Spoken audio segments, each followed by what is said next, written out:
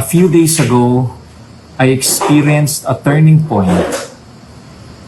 I had a mental breakdown and went through a panic attack because of something I felt on my chest. I haven't been well for decades.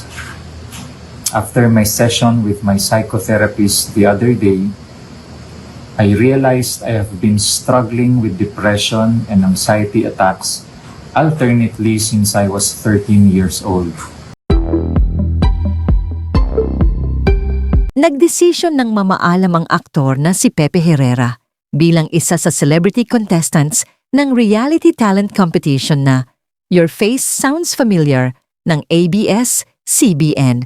Ito'y dahil sa pinagdaraanan niyang mental health issues na matagal na rin niyang nilalabanan, pero ngayon lang daw niya naunawaan ang lalim ng kanyang hugot sa buhay ng makipagkita sa isang psychotherapist. Sa episode ng YFSF, kahapon, November 15, in-announce na hindi na magpapatuloy sa laban si Pepe due to health concerns.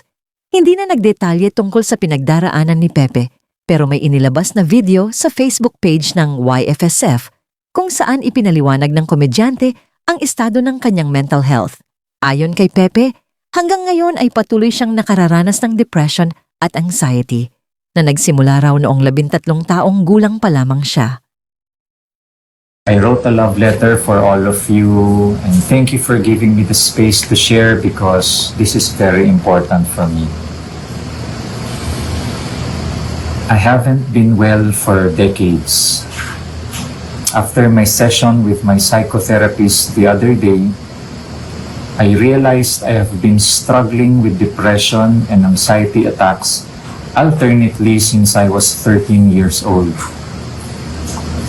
I managed to survive because I have developed the ability to escape with the help of Band-Aid solutions. I was sweeping everything under a rug, not dealing with traumatic experiences I am afraid to face, putting a mask on, making people laugh, and all this time, I did not know that the body is keeping score. All this pretending and escaping apparently is taking a toll on my body. Recently, I have been experiencing panic attacks in the evening, preventing me from sleeping.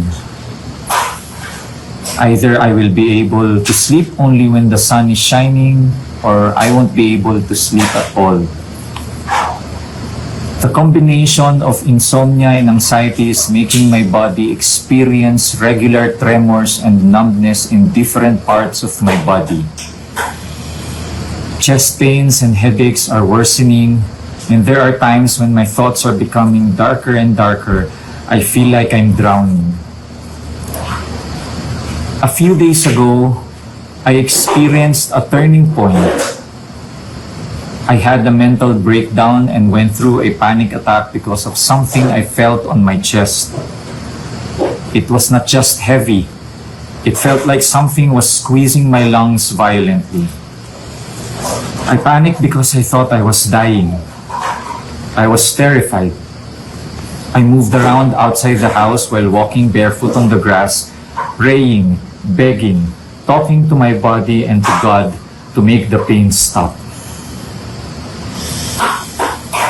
Eventually, it stopped. Feeling exhausted, I made a promise to my body that I will never abuse it again by escaping. I had a long conversation with my wife that led to a moment of clarity. I made a decision to finally focus and commit to getting treatment while taking an indefinite leave from work. As a breadwinner, this was a very difficult decision for me. I became good in pretending because I need to provide for my family. But my wife and I agreed that this needs to be done. I'm swallowing my pride by getting a loan to put food on the table because focusing on treatment means not having income for months. But it is what it is. Better do this now before the condition becomes chronic. I need to do this for my wife and kids also. I started going back to regular sessions with my psychotherapist, though Asa of Mind Nation. There's also Livni Fortuna, my friend who is a breathwork coach and somatic healer. Together, they have been helping me a lot with managing the effects of trauma on my body. But I still have a long way to go. I'm trying to be grateful with the progress I have started and embracing the baby steps. I also want to express my gratitude to other healers and friends and wellness coaches who have extended a helping hand through the years. Hindi ko na maisa-isa kasi ang dami po nila. But I'm mentioning them because I realized I have been surrounded with all the help that I can get. I just have to commit now on receiving them and learning from them. There is this book that I borrowed from my good friend Nikki Sevilla of Econest. The title is Permission to Rest by Ashley Neese. There's one part that got stuck with me so far. In one chapter that talks about grief, it states that in Chinese medicine, grief is associated with the lungs and very much connected to our capacity to breathe freely and fully and to move our chi or energy throughout our bodies. Naalala ko si Kung Fu Panda at naalala ko yung sinabi ni Tapati, kaibigan ko na acupuncturist. Sabi niya, bawat mabigat na emosyon na nakulong sa katawan ay magdudulot ng sakit sa iba't ibang bahagi ng katawan. Kaya po pala ganun katindi ang naramdaman ko sa aking dibdib noong isang araw.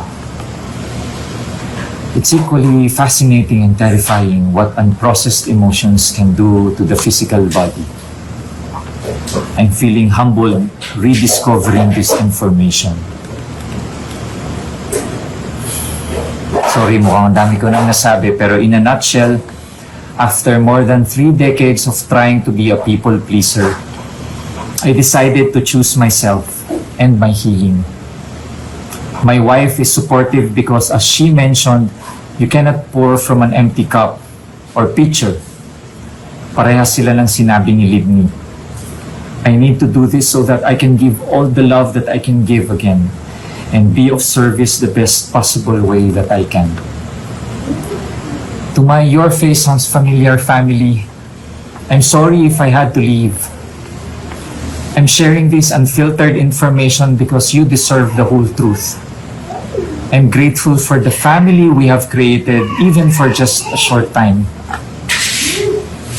To Direct John, Miss Lani, Miss Mai, Shane, Miss Mers, Coach Ryan, and the rest of the crew, even si Kuya Vincent na tumutulong sa mga gamit ko, thank you for guiding us and for the words of encouragement and for your kindness. To our mentors, hosts, and jury, Coach Nyoy, Coach Klang, Mama Sharon, Sir Gary, Kuya Ogie, Quiz Vong and Quiz Jong, AC, Crystal, Vivory, and everyone else. Thank you for being the artist that we can look up to and emulate. To my fellow contestants, my brothers and sisters, Pichi, Jarlo, JM, and Mariel, Dia, Alexa, Jason, and Akira, I'm always rooting for all of you. Gives me great joy seeing all of you enjoy performing on stage. Bonus na lang yung high score. To our audience, thank you for being with us. And I apologize for the sudden changes. You also deserve my complete honesty. I can be the Pepe who can get tired of being a clown, and I can be the Pepe who can be very serious. And from now on, you will see the most sincere and truthful version of me. That's a promise. And for those who are also struggling, I hope you get the help you need and the healing that you deserve. I hope you rediscover the courage to work on that for yourself and your family. Please don't forget that you're never alone. I have one last request to the ABS-CBN management. I hope you can show the mental health hotlines on screen after this video. It might save someone's life today.